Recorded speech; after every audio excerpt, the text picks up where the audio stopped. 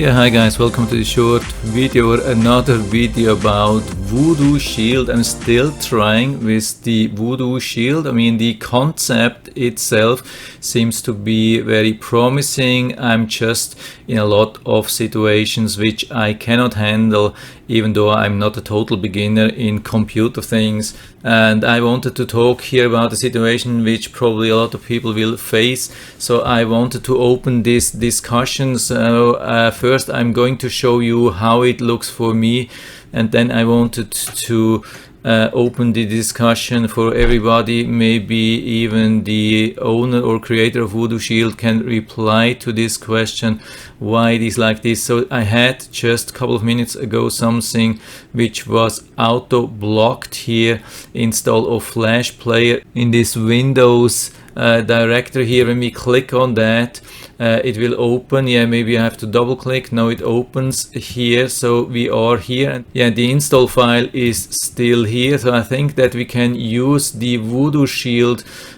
to check on the file. We have to close it, and then we have it here, so we can drag it down to the VoodooShield itself. And what it is saying it is safe. So for me that doesn't make any sense, but probably for the creator of the VoodooShield it will make sense. But I have really no clue why a file or an installer is blocked automatically when even the VoodooShield scan says it's safe. So I have really no clue. Maybe somebody can give us an advice. I've really no clue what to do, if to allow or block, and I have had a lot of such situations in the past.